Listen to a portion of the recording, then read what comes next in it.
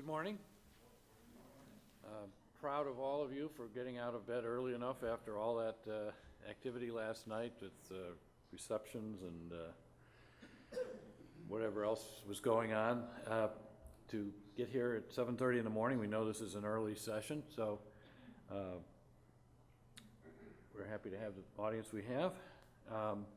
This is a very important session for us.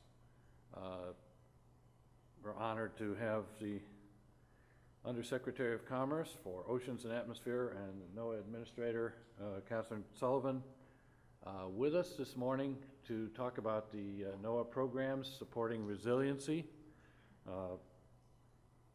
Just before I introduce her, I want to say that resilience has become an extremely important topic for APA. By way of introduction for myself, I'm Jim Schwab. I manage APA's Hazards Planning Center, and I will go through a presentation about the programs and projects that we have been doing in cooperation with NOAA in recent years, so the NOAA-APA partnership. But we have been emphasizing the importance of planners getting involved in a number of issues that didn't used to necessarily be perceived as the purview of planners, particularly hazard mitigation, disaster recovery, and more recently climate change adaptation, in order to bring planners into some very important discussions, but also to realize the importance of those issues for their communities. And we saw that presentation yesterday morning in the opening plenary about all these various kinds of technological innovations and other societal changes that are bearing down upon us that planners need to account for in order to keep their communities abreast of where change is leading them, or how they can lead the change in the first place. And so this is actually very important.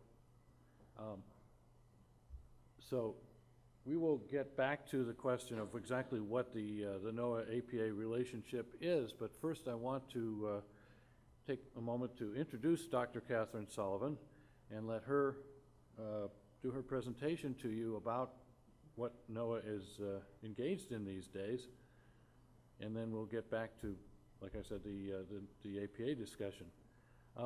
Dr. Kathryn Sullivan is, as I said, the Undersecretary of Commerce for Oceans and Atmosphere and the NOAA Administrator. She is a distinguished scientist, a renowned astronaut, and an intrepid explorer. Some of us might be jealous of the astronaut piece. Not too many people get to see the Earth from outer space. Her impressive expertise spans the frontiers of space and sea. An accomplished oceanographer, she was appointed NOAA's chief scientist in 1993, where she oversaw a research and technology portfolio that included fisheries biology, climate change, satellite instrumentation, and marine biodiversity. And she served in that role for 3 years, then spent a decade as president and CEO of the Center of Science and Industry in Columbus, Ohio, one of the nation's leading science museums. Over the years, she has held several other leadership positions in NOAA.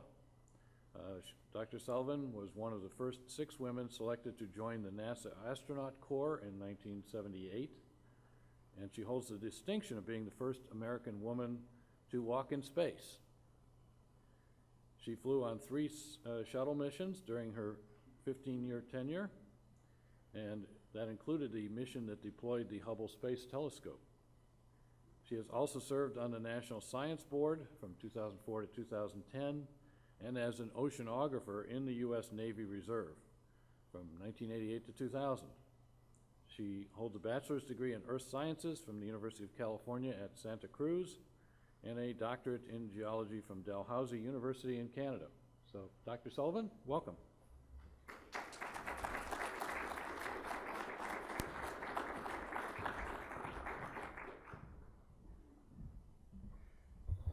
Thank you, Jim. I'm delighted to be here with all of you and have a chance to speak a little bit about what NOAA is doing in this important domain of resilience and in other areas that intersect with all of your work. I do want to start, though, by congratulating Jim and also another colleague of yours, David Rouse, both of whom have been made fellows of AICP this year. This is always a great and wonderful high honor to have your peers elect you to be fellow in such an important association. Some of you may be aware that Jim maintains quite an active blog, and the lawyers, I'm sure, would frown on a NOAA administrator doing anything that might promote his blog or his book reviews or discussions that you can find at jimschwab.com if you wished to. But I do want to highlight one recent post that stood out to me. Jim acknowledged that being a fellow bestows, quote, bestows not only honor but obligation to continue to help serve and advance the profession. And Jim, I want to salute you for that sentiment and applaud you and Dave both for the honor, but more importantly for the commitment that your comment reflects about continuing to serve this profession. You know, well played.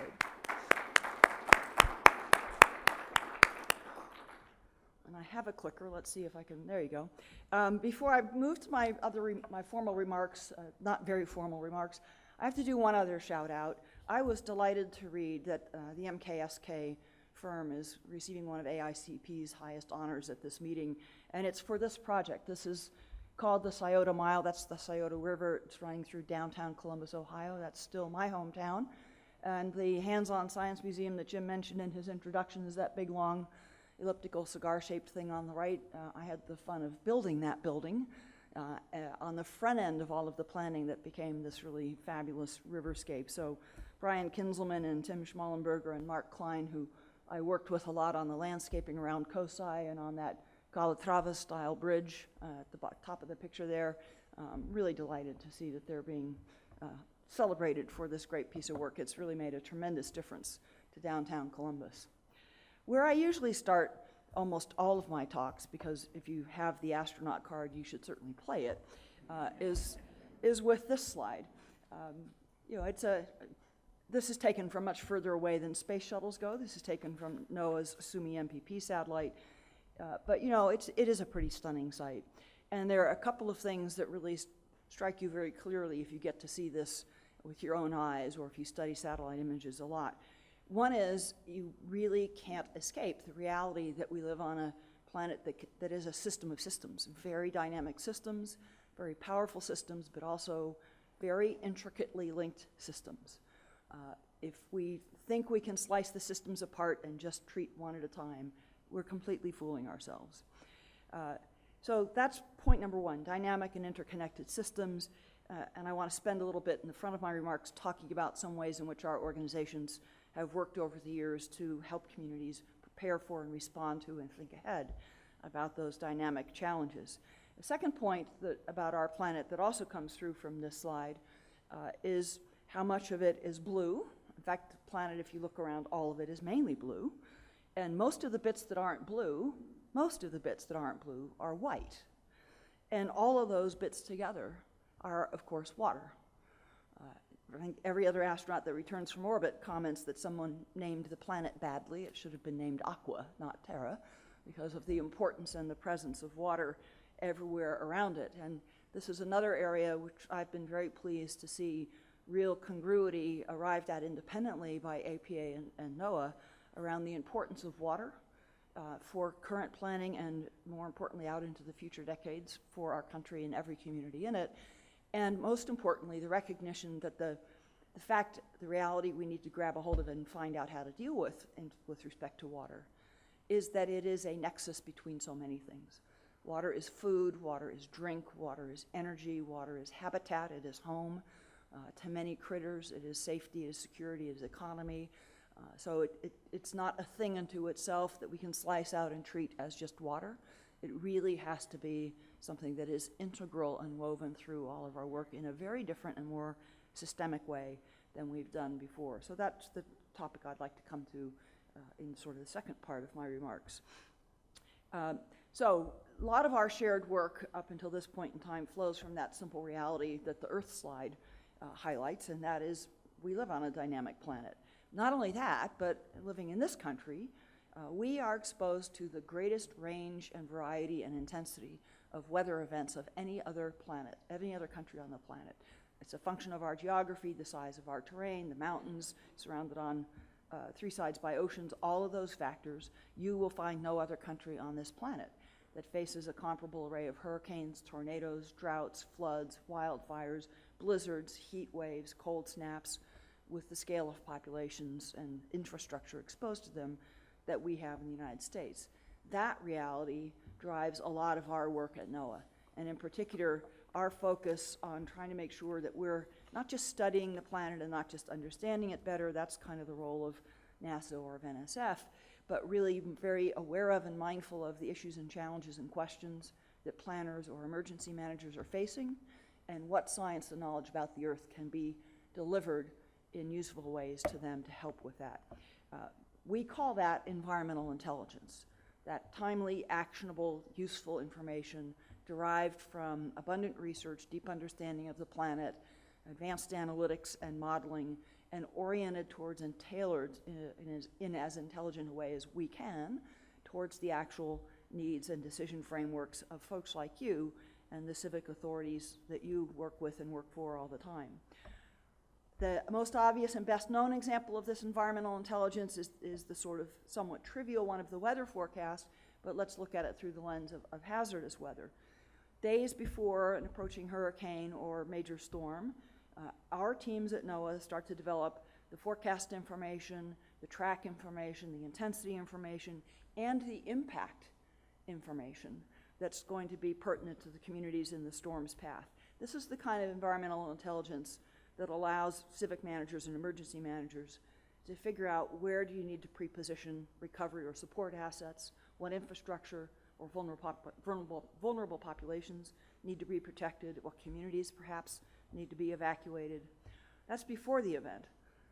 Let me just emphasize, any weather forecast you get from anybody, Jim Cantori on television or your paper or your app, is a NOAA forecast. There's NOAA satellites, NOAA instrumentation, NOAA data, NOAA models, and anytime anybody says the National Weather Service or a watch or warning has issued, that originates with our agency, with NOAA. So during the events, during severe events, our teams don't sit at home on their computers hitting send buttons. We deploy to the emergency operations centers and work hand in glove with partners at the federal, state, local levels, both to make sure they've got the most accurate, up-to-date information possible, be their reach-back agent, and make sure they've got the best that's there, but also to make sure that we help situate it and localize it in their context so it's well understood and they're making good and appropriate use of it for the conditions that they're facing. And then after the storm has passed, we're not done yet either. Our ships, our planes, our teams mobilize again, stay on scene, help support the cleanup, the recovery, help reestablish flows of commerce in the case of a blizzard or a landfalling hurricane. So we work through the whole continuum of an event, trying to make sure that the right people have the right information and the right context and ability to apply that information to the situations that they're facing. This simply reflects our recognition that the value of the work we do is not in the little teletype bulletin that we hit send to you. A forecast itself is just a piece of scientific literature. The value lies in whether it's really useful to you, to society, to your communities, how it's used and what value it can bring. And so our focus in advancing our work is less on pursuing the bleeding edge of scientific research and more on refining the insights that will really matter out in the field to planners and emergency managers. And let me give you a concrete example. Our hurricane forecast nowadays will give you a track forecast that runs 5 days into the future. Just as an aside, when I was chief scientist in the early 90s, the science was only good enough for us to do that 3 days out. The science has gotten so much better in the last couple decades. We now go out to day 5, and furthermore, at day 3, we would have said the hurricane's going to be somewhere in there, beats me. And now we say at day 5, it's a much tighter. So much great advances scientifically in being able to tell you when and where. Well, we could aim to take the skill level we have at day 5 and push it out to day 7 or 8. And if you left my scientific teams alone, that's probably what they would do. Let's see how far out we can push the skill level, because there's a lot of really important scientific challenge in that. But FEMA Director Craig Fugate, what Craig really needs is a threshold of confidence at day 4. And the most valuable thing we could do for him would be to improve the confidence and precision of that day 4 forecast. Why is that? Because at day 4, FEMA is starting to decide which teams to deploy, where to mobilize their assets, start the pre-positioning routines, and he's going to start socializing the notion of evacuations with communities that FEMA is likely to recommend evacuations to. So Craig's pivot point, dominoes start to fall, real dominoes start to fall, businesses prepare to shut down, is day 4. And there's a flip side to that too, because the warning cone is now here. Craig is making decisions about, I'm going to not worry these communities about shutting down. Let those businesses continue, let life go on, let normalcy and economy and let all that go. Don't disturb it needlessly. So day 4 really matters, and at NOAA, our focus for our research would be to try to improve what we can give to Craig at day 4. Pay attention and contribute to the day 5, 6, 7 research, yes, but our primary focus would be advancing that threshold that Craig depends upon. And I tell you that story because it illustrates or highlights one of the ways in which we have really benefited, we NOAA have really benefited from and appreciated the APA partnership, because it has been in a number of areas that I'll talk about briefly, being able to work with all of you, some of the survey work you do, the membership that you represent across many communities and many topic areas. You've really been a tremendous source of understanding for us of what are these thresholds that really matter. Where in our environmental intelligence suite can we improve either the nature of the information we deliver or a better way to deliver it so that it slips more seamlessly into the work that you're doing. We like that because you are, in a sense, force multipliers for us. Working with you and working through your capabilities, we aim to help you spur better crafted plans, better crafted policies, wiser land use regulations to help lessen the impacts of natural disasters. The work that you're beginning to do to help advance more sophisticated, more forward-thinking post-disaster recovery planning ahead of the disasters, and to help you identify and evaluate and disseminate research and best practices across the planning community. You have capacities in those areas that we could never do. So as I dug around a little, asked my team to help me learn more about what we've actually done together, I was delighted to discover a number of really compelling examples of some very solid, positive work that's been done recently. For example, I was pleased earlier this year to announce that APA received one of our regional coastal resilience grants in fiscal year 15. One of only 6. With 1 grant for every 11 applicants. It was a very highly competitive selection. And you received the award for focusing on the development of new national planning guidelines for infrastructure investments. APA's view of what's the essence of resilience, and NOAA's, by the way, lines up again quite precisely. NOAA has understood from the beginning that resilience consists of a societal, an economic, and an ecological strand. And just like the DNA in our bodies, those strands are completely interwoven. They really can't be separated out. Resilience means all 3, and we have to be looking at and preparing and thinking about fostering all 3. And NOAA's own work in resilience, because of our mandates, centers on water, coasts, and the ocean itself. So we're delighted to award APA this grant and look very much forward to following the research that you're going to do on climate change, hazard mitigation, facing coastal communities, and how to factor those risks, those hazards, those longer-term factors into infrastructure planning so that the investments are more resilient over time in the face of changing risks. Much planning and much of the insurance world looks at a current risk environment and presumes it's going to be static into the future and lays out plans and expected costs and returns based on that assumption. Climate change tells you that assumption is breaking down. The statistics are not going to stay stationary. What used to be the 30-year flood may become the 5-year flood. What used to be the 1 in 100-year prospect may become a 1 in 10-year prospect. So past is not prologue anymore. How do we plan and prepare for tomorrow's risk environment, not just for today's and yesterday's risk environment, is a real challenge. So this award is a really fabulous one. And it's to pull 1 out of 11 and win in a competition like that is very strong testament to APA's expertise, a proven track record of delivering, and really reflects our confidence that this project will help us all gain a deeper understanding and disseminate good practices more broadly in the community. Another area where we've done a lot of work together is in the program that we call our Digital Coast program at NOAA, and I've got one of our colleagues here who's the anchor player for Digital Coast. If you've not met Mickey Schmidt, get to know him. APA has been a partner in our Digital Coast effort for 6 years, and you've made a really significant contribution to NOAA in this regard. APA went out and solicited feedback from nearly 700 members back in 2010 about what do you need when you're dealing with planning in coastal communities? What information, how does that need to fit into the planning frameworks or decision frameworks that you're working in? And that feedback really was invaluable as we put together, assembled the scientific information and then tried to figure out what are the useful tools, visualizations or analytical tools. What is useful to you all from all this science information? How do we get it off the pages of journals and out of the tables of numbers and turn it into something that's actually on point for questions you're facing and usable in the work environments that you deal with?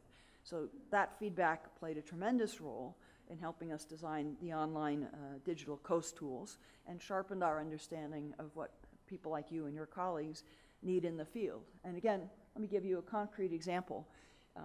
How do you all deal with the potential future risk of changing sea levels in different communities? The APA feedback, some sampling we did with other Digital Coast partners, sharpened our insights in that regard. Hurricane Sandy rang a big bell for all of us on this issue. And so we took the information you had provided and worked with our partners at FEMA and the Army Corps of Engineers to produce this product that you see here, what we call the Sea Level Rise Viewer. The controls in the upper left let you or any community pick a scenario for how much sea level rise you think will happen over an interval of time based on what risk threshold is pertinent to your planning constraints. So these are developed off of the well-established national climate assessment and international climate assessment ranges for what might CO2 levels be in the future. If they're here, here, here, the temperature will be here, here, here. The projected likely sea level rises could be from here to here. So this doesn't prejudge the risk tolerance that you should bring to the equation. It lets you dial that back and forth and examine what the implications are of different scenarios so that you and your communities can make the decisions that suit you about which of these risks do we really want to deal with directly? Which ones do we want to factor in explicitly? Which ones do we just kind of want to hedge? You know, it could get that bad. How much more are we willing to influence this plan, this development, to make sure that if it gets that bad, we're in a good place as opposed to in a really bad place? So really a tremendous step forward. And this tool, again, your help in making sure we designed this in a way that was quickly usable by planning folks in communities of all different sizes, that paid a quick dividend as well. Tybee Island is a small community in Chatham County, Georgia. They started working with the Sea Level Rise Viewer in their community planning. They knew they have just one road connection to the mainland. That's not hard to figure out. But the question was, well, how vulnerable is that? You know, what do we really need to be thinking about here? Yeah, okay, it could go underwater, but at what threshold does it go underwater? Something I really need to worry about now or something I don't care too much about?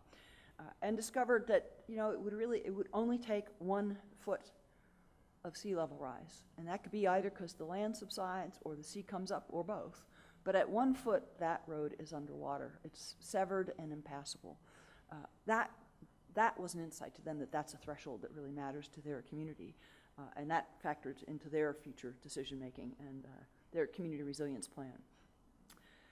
Natural infrastructure is another area, and a little more novel area, where our collaboration has really been helpful and fruitful already, and I think has much more dividend to pay in the future. We know, again, through talking with your membership, that you're commonly asked to think about the alternatives of gray or conventional built infrastructure for flood protection or coastal protection, and how might that weigh against wetlands or dunes or natural infrastructure, the gray versus green question. But calling the shot on that is currently sort of hampered by the relative lack of information, engineering information, if you will, about the protective value of marshland or dune or natural environments versus riprap and seawalls. And it's also hampered a bit by the lack of valuation methodologies that let you put all the other factors of green infrastructure into the balance sheet. Green infrastructure sustains ecosystem viability, helps sustain fisheries habitat. It's kind of a triple bottom line, but we struggled to put a price tag on the attributes of that triple bottom line.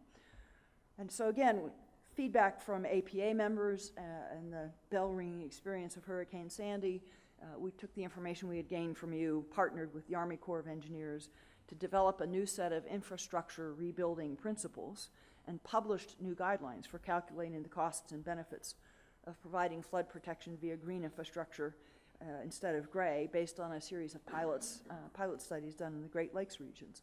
So there are just a couple of examples. I found dozens more, but I won't belabor the point.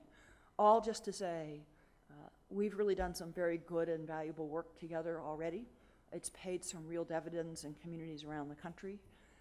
From NOAA's point of view, it has been invaluable to us to have a partnership with APA and have all of you and your membership and APA's leadership help us understand where we next can move best, how we next can improve what we do, shape our research, or modify how we're putting tools and information products together to better support and serve you and the partners that you work with out in the field.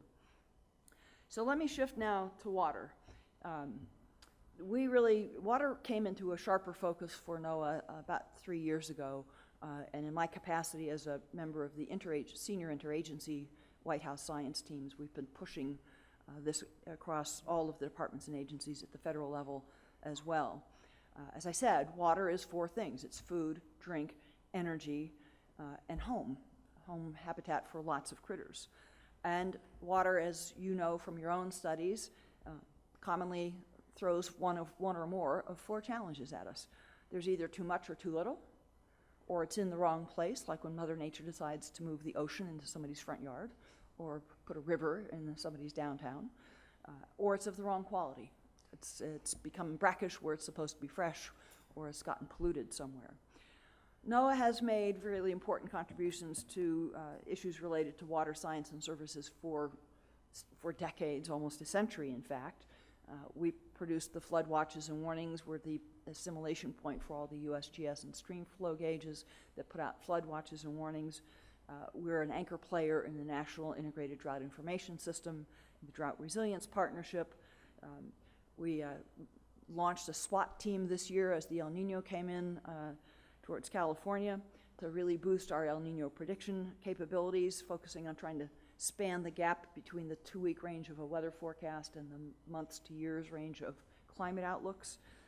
And on the East Coast, we keep working with East Coast communities where the land is subsiding and the sea is rising to get the coastlines instrumented with enough tide gauge instrumentation that we can really help them deal with that as the situation changes. But the times we're facing now, we believe, call for a caliber of water intelligence that's beyond what exists today. And we've recognized that demands that we really rethink our fundamental strategies and revamp our efforts. And I see, as I look at the APA Task Force report on water, very similar messages. We've got to break down existing silos. We've got to wrap our minds around new ways of understanding and thinking about the planet's natural hydrologic cycle. We've got to move towards an integrative approach of water resources, water availability, water movement and supply, water quality. I've come to think, I'm old enough I can remember a time when mapping and map-based services was what some exotic little group in a company off in a corner did because it was such specialized expertise. And I'm old enough I can remember when you had to take a computing job to the computing guys and it would run overnight. I'm really that old. I could hardly do as much on the university's mega computer as I can do on my iPhone today.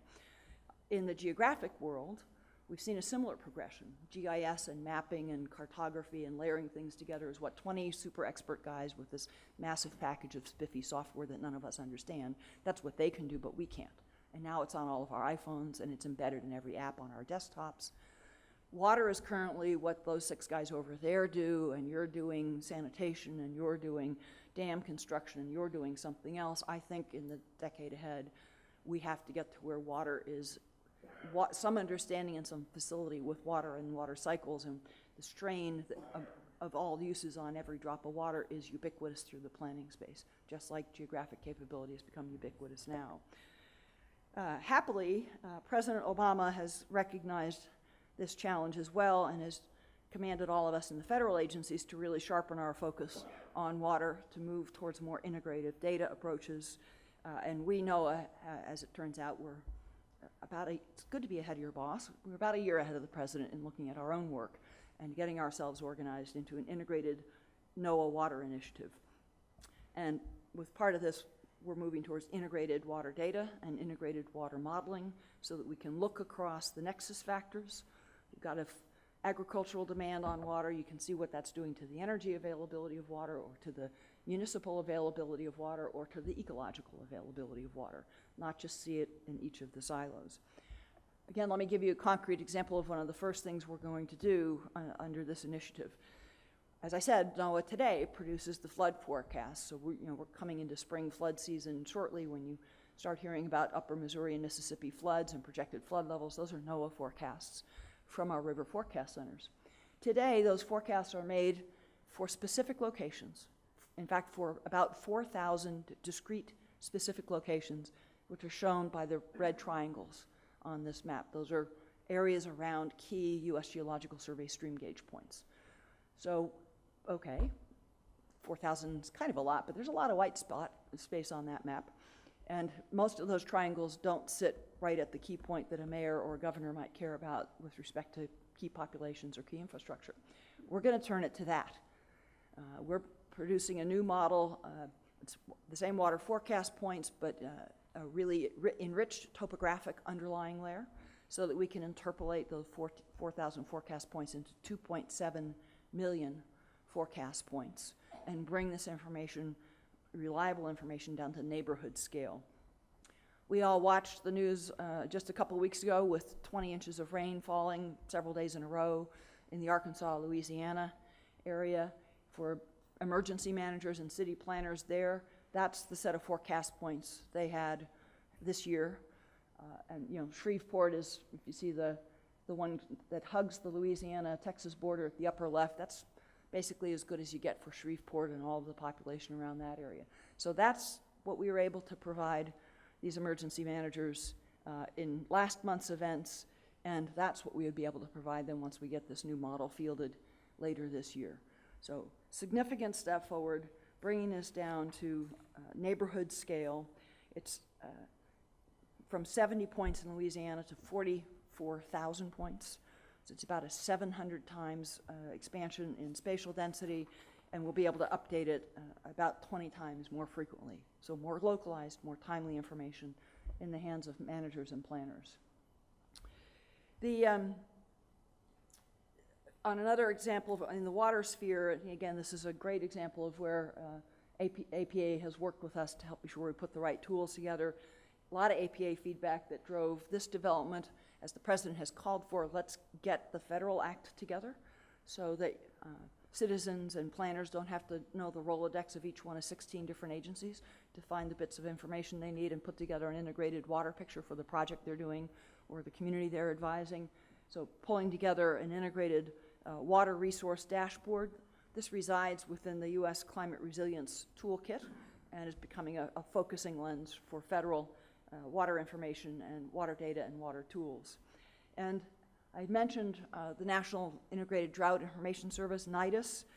There too, let's make this easier for everyone to find what's out there and see the meaning of the data that's out there, not just, here's NOAA's bucket of data, here's USGS's bucket of data. So drought monitors, drought early warning systems, beginning to develop some foresight. Think about what the most valuable thing that we can have as humans, and something that humans have never really had before about the natural environment. We're the first generation of human beings to have the ability to take the pulse of the planet, match that with decades worth of deep research into how the planet's systems work, and turn it into foresight. What's the temperature going to be tomorrow? How much rain am I going to get on Thursday? When is the blizzard coming? When might the hurricane hit? That foresight of what's coming, that ability to think ahead and plan ahead and assess alternative courses of action, that's extraordinarily novel for human beings to have that capability. And we're at very much the baby step stage of learning how to factor that effectively into societal decisions. But that's what we're really about at NOAA, and very much what you all are about, and I think why there's been such good partnership so far between our organizations, and why there is so much more great value ahead. Well, a lot of the work that NOAA is going to do in trying to improve our water forecast and information and galvanize the federal agencies with us will happen here at the National Water Center down in Tuscaloosa, Alabama. It's a fabulous facility. Buildings are buildings, but this is a building that was designed from the outset to be multi-agency, multi-partner, highly collaborative space. I think of it as an incubator and a test bed and an accelerator to both accelerate research and knowledge advances and to accelerate the translation of those into useful information and applications that can really help us all make better decisions around water resources in the future. NOAA folks are down there currently. U.S. Geological Survey has already placed folks there. FEMA is putting some of their team there. We're in near closing discussions with the Army Corps of Engineers. The COASI academic partnership has students there, so it's becoming the kind of multi-sector, multi-partner collaboratorium already that we had aimed for it to be. We've got an initial research agenda for the center that will take us through about next year, and we're beginning a set of engagements with the American Meteorological Society and communities across the country and partners like APA to define what the 5-year agenda for the Water Center needs to be, to make sure that we're advancing the national capacity in the wisest ways, but also make sure we're serving the societal and partner needs as best as we possibly can. So, I want to thank you all for the partnership that we've had with you so far. Say again how valuable it's been to us on many, many, many fronts. Acknowledge that the challenges you face are really some of the challenges that motivate us in our work. We really see ourselves as the place where the country's investments in understanding this little blue planet of ours pay their real dividends, because they get translated into information and insights and tools that can really help any of us live more wisely and live well on this planet. There's going to be more and more challenge ahead. The planet's not going to turn off its mischief switch anytime soon. Weather is daily, and we'll continue to have hazards thrown at us all the way along. But you all are a tremendous resource to us, the insight that you provide us for our own work. And I think when it comes to the water challenge, APA has another interesting prospect that it can think about as well. One of the real challenges in moving to the level we need to attain in dealing with water is the fragmented nature of water data in the United States. Some is held federally, some locally, some is private. Some key things are badly measured or not monitored at all. Soil moisture remains hard to get at. Groundwater's kind of hard to figure out still. Getting an inventory together, knowing what the flows are, is very, very difficult. Improving that in a dramatic way will not happen by federal fiat. I think it's really going to take grassroots and local efforts driven by the recognition that without a more integrated picture, there's more downside in the future than upside. And so I think you as APA members and APA as an organization might think about the kind of role that you all can play to help foster a movement from the grassroots towards the grass tops, towards an open water data initiative and an open water data platform where we all can improve the service and the insight that we can deliver to our communities in the future. So I want to thank you all. I'll echo the thanks for being up at 7:30. I gather it was quite a party last night, so I'm impressed with your stamina and delighted to have had the chance to talk with you today. Thank you.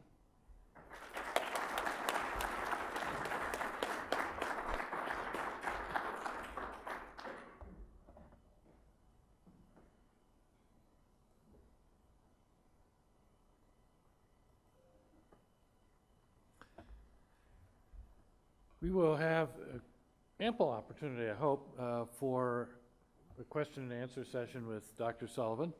But I want to just give you a 10-minute introduction to some elements of this partnership to set the stage for that. I'm going to move through this fairly quickly, but there's an awful lot of information on our website for you to follow through from what I introduced to you. So I want to start with something that we consider really vital to the core of our relationship to date has been our involvement in the Digital Coast Partnership, which we joined in the summer of 2010. There were initially 5 partners, and then the 5 partners and the NOAA Digital Coast staff looked around and said, who's missing from this discussion? And as I was informed by Mickey Schmidt, we rose to the top of the list very quickly as the partner that was most missing from the discussion in terms of what NOAA wanted to achieve through this Digital Coast Partnership. And so they reached out to us. We discussed the issue and immediately saw numerous opportunities here. So I've got the list up there of the now 8 organizations. 2 more were added subsequently about 2 or 3 years ago. The Urban Land Institute and the National Estuarine Research Reserve Association. But the important thing I want to mention about the relationships here is that one of the things we've learned, which I think is really critical, is that the ongoing work with Digital Coast, the twice yearly meetings, the conversations we have in between, the collaboration, has fostered relationships between these organizations. And some of that is what I'm going to talk about, because it's really deepened our relationships with some of the other partners in Digital Coast as well as with NOAA itself. So that's part of what makes the Digital Coast Partnership work. This is the photo of the attendees of one of the biennial meetings. Obviously this is a program that focuses on the coastal management community. But really what's important is they have this slogan we developed called "More Than Just Data," meaning that the real core of the work is in the relationships with people's communities, the way in which we bring data and tools and training and resources to the communities on the coast that need those resources in order to do a better job of managing the challenges that go with being in coastal locations. One of the things that grew out of that was that, you know, obviously all of you who are AICP or aspiring to become a member of the American Institute of Certified Planners are aware that once you are AICP, speaking of the obligation, one of the obligations is to maintain your education as a planner, to continue to learn over the course of your career. And so we have these certification maintenance requirements. It became very clear that NOAA actually has a great deal to share that is teachable, that is provided through these various venues, including online webinars, on-site trainings, and so forth. And so we worked with the Digital Coast staff to ensure that NOAA, not just Digital Coast, but the NOAA as an agency as a whole, became a CM provider, and so is now certified to provide credits through those trainings. And I really encourage all of you to take a look at the NOAA offerings in this regard, because it's really a wealth of material that you can learn from, and particularly with regard to some of these cutting-edge issues that we're most concerned about and that you heard about from Dr. Sullivan. Now, one of the things that I want to mention also, I said that there was this growth of relationships between the partners themselves. And so in some cases, that takes shape in the form of a relationship between them in respect to a particular project that grows out of discussions. One of those that we were quite proud of actually was led by the Association of State Floodplain Managers, using a NOAA grant to develop a project called Great Lakes Coastal Resilience. And there is online, if you go to greatlakesresilience.org, a Great Lakes Coastal Resilience Planning Guide. It has some case studies that are very interesting. It has a variety of resources related to land use and a Great Lakes dashboard that lets you see how great fluctuations in Great Lakes levels affects the shoreline, discussions of how development can be properly regulated with regard to those, fluctuating shorelines and where the safe places to build may be, examples of how communities have approached that problem. There's a real wealth of resources there. And so just as an example, some communities dealing with, eroding bluffs along the lakefront, where maybe, the solution is more one of maintaining some open space in those areas than allowing someone to have a beautiful but risky view along the shoreline. And believe me, most of the planners in the Great Lakes area know very well the pressure to build in those risky places when people don't understand what is at stake. Other Digital Coast byproducts, recently we got busy working on a new project with the consulting firm AECOM, which is actually in the lead to handle a large project that was actually funded by HUD, but with supervision by NOAA. So HUD funneled the money to NOAA to handle the actual contracting. Launched just last fall, but specifically including 3 of the APA, the Digital Coast partners, APA, NACO, National Association of Counties, and ASFPM, to work with AECOM. But I want to stress one thing, that this is a case of really building on, past work and tying things together. The model for this was actually a previous piece of work by APA that was done for FEMA on the integration of hazard mitigation throughout all elements of the local planning process, known to many people as PAS Report 560, issued back about 6 years ago, that has become a model for a great deal of FEMA guidance since then, having to do with how you do achieve that integration of hazard mitigation priorities into comp plans, implementation tools for comprehensive plans, capital improvements programs, and the like. And so now we've got 2 other partners plus ourselves involved in a project that is actually going to try to ground truth some of the concepts that were laid out in that particular report. We're in the process right now of selecting a couple of pilots along with the AECOM's leadership on that front, and moving forward with this project, and then developing, even deeper guidance for communities on this very important project.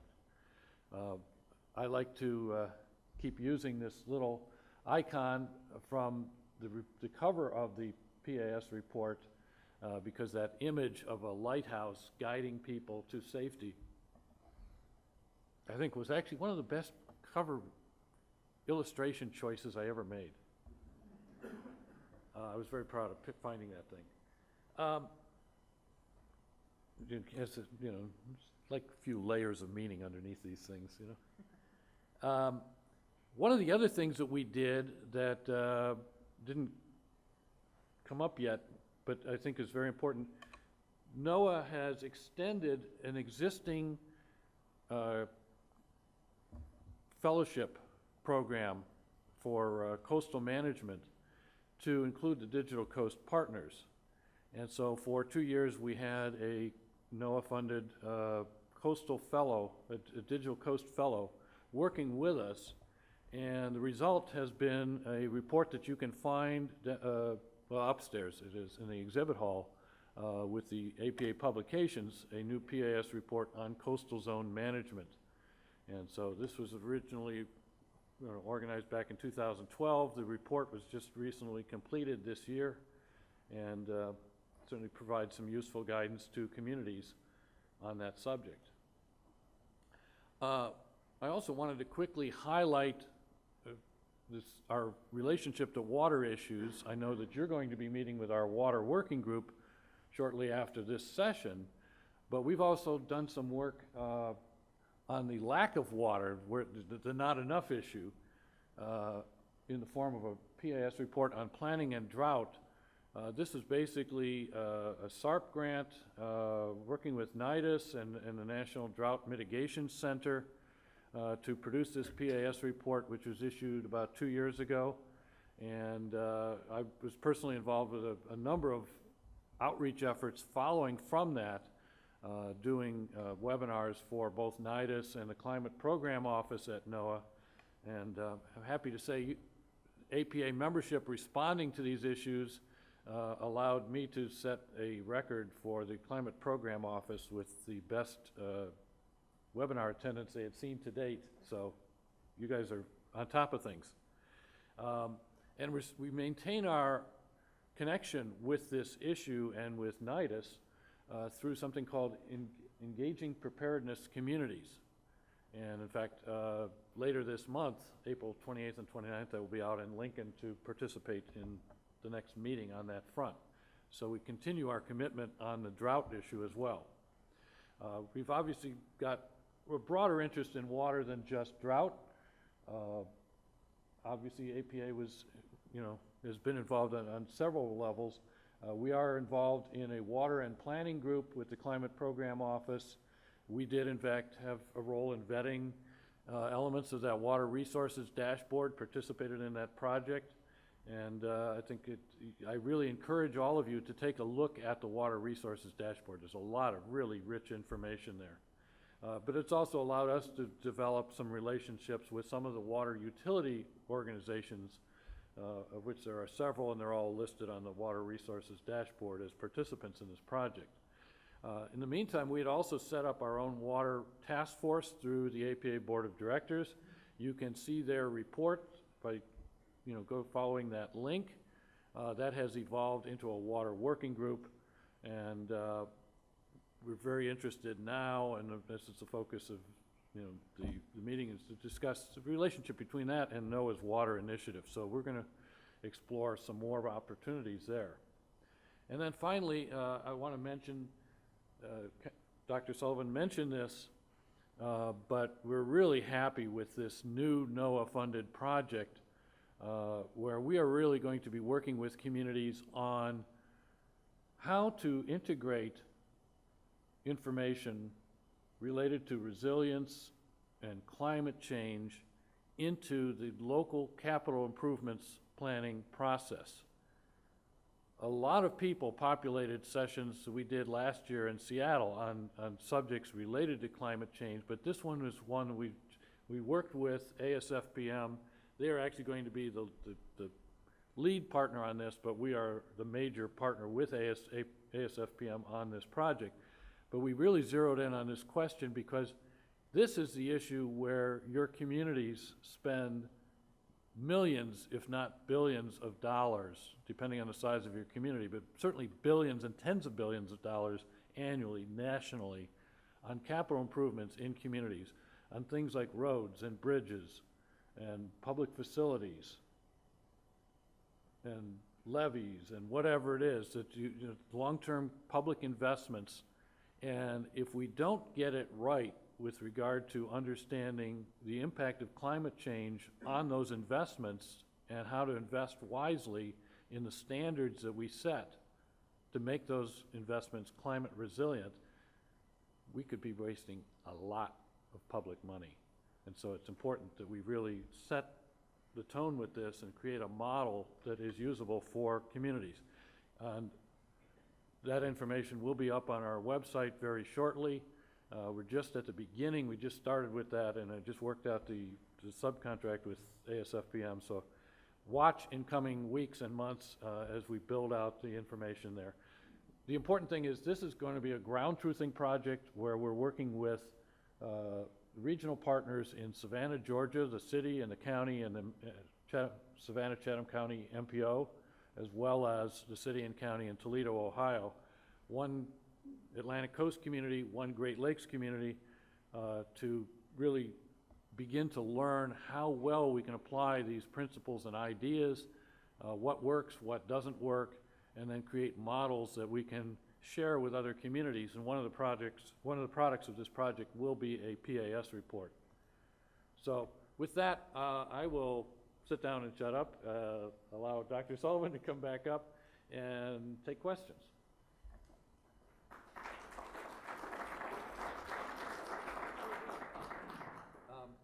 Yeah, I will just find out who's... Do we have any questions in the room? Actually, I know there's some online. Yeah, the way we should do it is because this is recorded, is to have you come up to the mic. Sorry. Dr. Sullivan, good morning. And if, for my benefit, if you'd give me a name and your affiliation, that'd be helpful. Dan Van Assen with Recreation University, and we'll be meeting later. Yep.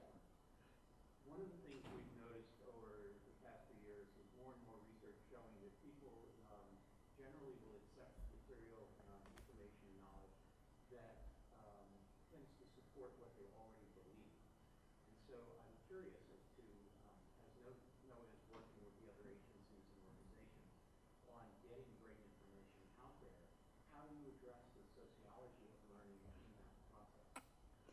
It's a great question, and we've come to realize from a number of drivers how important that is across the spectrum.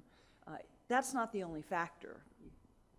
Humans are pattern-making critters, right? So the easiest information to accept, there's a natural bias towards accepting something that fits into patterns that we already know, that we're already comfortable with.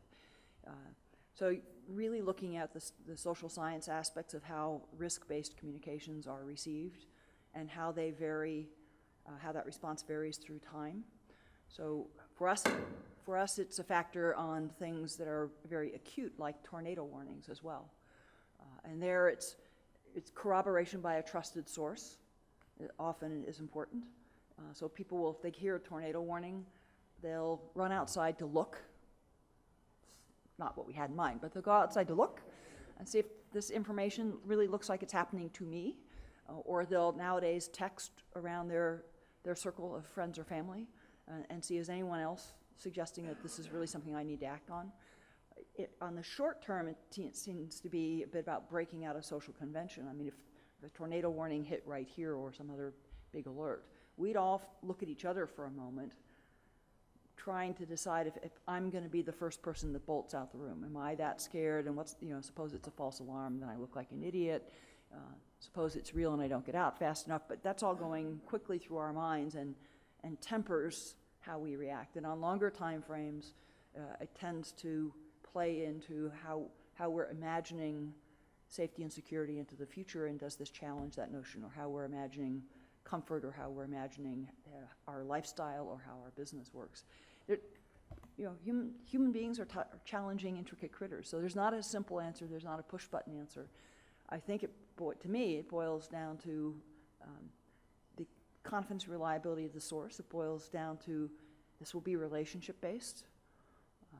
You respond differently to people you've been able to develop some knowledge of and some trust with.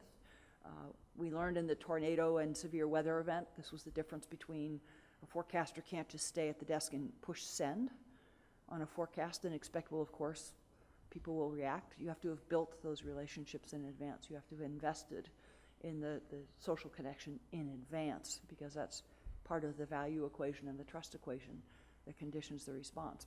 So that will be an ongoing, there's not a solution to this that you then just implement. This is the sociology of it all is always going to depend on a social and conversational response and maintenance. I can't see any of you, by the way, so to come up to the mic and tap the mic if you've got a question.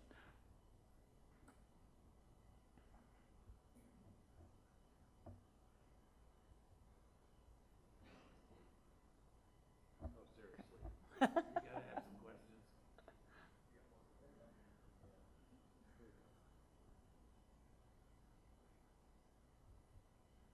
If you're not careful, I'll open it up and say that space questions are allowed. Then there'll be questions. Good morning. Thank you for being here. My name is Valerie Hubbard. I'm from the state of Florida, so of course, we're kind of ground zero when it comes to safety things. And I currently work in law firm. I spent most of my career in local government, and with also a stint with the state of Florida. We, during that time, used some different tools from like things like something called Index, which was a tool that had to do with measuring walkability and different kinds of mixed-use scenarios and how they affected energies and so forth. And we also had a fiscal impact analysis model. And one of the things that I discovered with that was that it's so important that these tools be very easy to use, because local governments are strapped for resources and they really cannot put a lot of time into populating data and so forth. And that's one of the things I think that's so wonderful about Digital Coast, and I really compliment all of y'all on what you've done with that tool. But could you talk a little bit about how you look at developing tools in the future that will not require too much of local governments, but will add that capability to predict some of these things and how they will affect local government planning? Well, thank you for the compliment. again, there's not a simple answer other than keep talking with partners and keep bringing that insight back to our teams. I'm fond of thinking of NOAA as occupying a niche that's akin to where a knot sits in a bow tie. And there's sort of all the world of science and sort of bleeding edge research and development of new knowledge over here. And we see ourselves as a science-based services agency. And then there's needs like the ones you just said, Val, and sometimes more sophisticated organizations. The Chicago Mercantile Exchange has a different decision-making framework and set of capacities and needs than a local community or a state level of government. So there's needs out here, let's call them the clinical needs, where people need new information, they would value new information that would help them make better decisions or have higher confidence. NOAA sits where the knot in the bow tie is, and our challenge and our opportunity is, as a science-based organization, to maintain rich awareness and conversancy with all of the latest advances in science. Some of them we fund, some of them we do in our labs. Many others are funded by other outfits, from National Science Foundation and even NIH or CDC on public health issues to NASA or other governments. So watch all of that and stay conversant with that, because that's the ground we can harvest from. And over here, what are the questions you guys deal with questions that you don't look up answers to. You deal with questions you have to build answers to. So what are the building blocks of those answers? And oftentimes, what you find very, very commonly, you alluded to it, is the scientist has this much description and information and detail and masses of data. NOAA alone produces 20 terabytes of data a day. One of my DHS partners, and two separate people, entirely the same sentence. A reinsurance company senior executive and a DHS partner looked at me once when we were talking about this big data project that we're doing to try to get that data out the door so others can use it. They both looked at me at different times and said, I don't want your damn 20 terabytes of data. Don't be sending me 20 terabytes of data. I don't want to become a data storage guy. I don't want to become some big data analytics geek. I want you or someone to understand what I'm dealing with well enough to find the spiffy little packet of information, of data within that can be turned into information that I can use. So I want you to deliver me the little dollop of useful data packetized to slip right into things I'm doing. That's the ideal interface I'm looking for. So how do you craft that? In Digital Coast, in the water dashboard, we know I have tried to take significant steps to crafting that by working with and learning from partners like you all and the folks that Jim listed. And we commonly find, again, we have this much scientific information and these many measurements and this much data, and your decision's actually operating at a different level. You need a different cut of it or a smaller dose of it or a different synthesis of it, and you need it parametrically, or you need it as an index. You don't need is it A versus B? Is it in this range or this range or this range? Because it's sort of bracketized in terms of factoring into the rest of your decision. So that's where we try to get in and understand. That's the decision-making framework that's active here. We want to be able to appropriately meld and process our information so that what you're getting packetized is wisely and well packetized. You're not losing or biasing or polluting the science in the packetizing. And sometimes it goes a little bit the other way, and we help you realize, your 3 packets are causing you to miss some factors that you really, now that I understand what you're really trying to do, 3 packets is causing you to miss something that's important. If we make it 4, or if we packetize it a little differently, you'll be able to tease that other variable out. And so it goes back and forth. I don't know any way other than mutual learning to keep doing that. Certain planning challenges that if they have stable enough parameters over time, you can turn those into heuristics and make it more routine and maybe even automate it. But the questions facing communities, the circumstances, the other values that come into play in the worlds that you're working in, those all evolve over time, and that's the ongoing civic conversation of the life of a community. So I don't know how really automated forever this can become. I think in the end, this is human beings trying to figure out how to live on the planet. I think it's always going to have a social and political and conversational dimension. There is someone at that microphone. Hi. Karen Alschuler from San Francisco, Emergency Well, but maybe most relevant after 22 years on the Bay Conservation Development Commission Design Review Board. And I have a question that really comes from the planning perspective and asks you for, to help us understand about precedents for some of the most pressing issues. You have a broad experience and access to information, but it really relates to two items. One, it seems like a lot of the research we're seeing on dealing with flooding and sea level rise and those issues is focusing on natural solutions. And those are very, very important in restoration of wetlands and some of the things that have done in New York, fascinating. But we've been very successful in building on the history of our cities, being on coasts and on rivers and locating in these places for very good reasons. And we've densified and we've added transit and we've brought people there. So those dense urban areas are very threatened in the future, and I'm definitely not seeing as many examples in attempts to solve the problems of dense urban areas. We want to survive and flourish in the future, understanding the natural issues. So where are you seeing the most interesting work done, and are you or your groups of agencies able to start funding more pilot projects to kind of test these ideas? We're lacking in precedents and good examples for our decision makers and funders. And so what can you tell us about where to look for those most interesting areas, and can we get started with it without doing the $20 billion project and do some of these smaller ones, record them, and actually build things? Yeah, both great questions.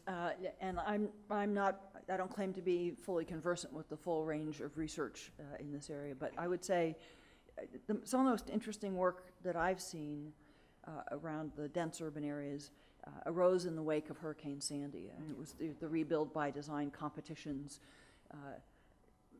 which you did include bringing in notions, Yeah, at least one of the for best asking the examples we question have, about what different mix. Is there some additional mix of natural and built that would make the sustainability of dense urban areas more affordable or more sustainable and or more ecologically resilient over time? Or do we just double up seawalls and raise the heights of dikes and levees? So there was at least some fresh thinking there about dimensions that had not historically been thought about much in those areas. And again, Hoboken is sort of the classic case. We've done a fair amount of work with Dawn Zimmer, the mayor of Hoboken, and I've been fascinated about how that translated into rethinking some aspects of the on-the-ground design of that really distinct, discrete, small, little, dense, fabulous community.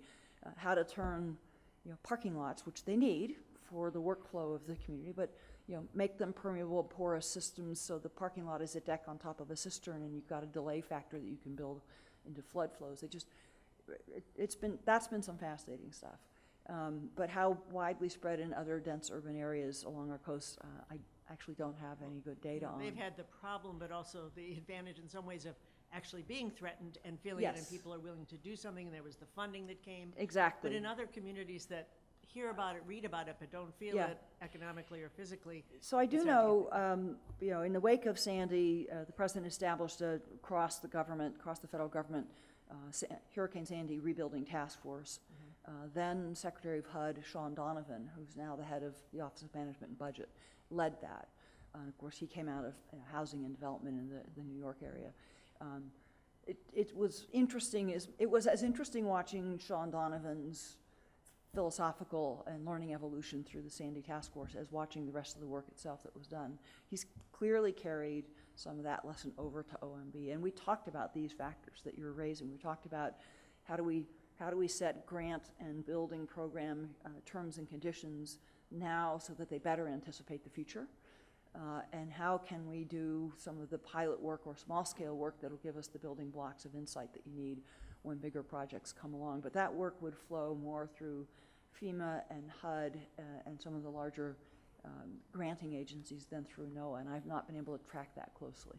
Maybe we need a digital scrapbook, Yeah. like constantly added, not waiting for the full report to get done, but just Right. someplace to find all this The information. other opportunity that I think exists Thank is the stepping into this arena of outfits like Bloomberg and the Rockefeller Foundation through initiatives like the 100 Resilient Cities, which are trying to get down to different cities globally with different sets of problems and bring a common set of resilience principles, but aid and help those communities at putting them into practice on the ground at different scales and in very different environments.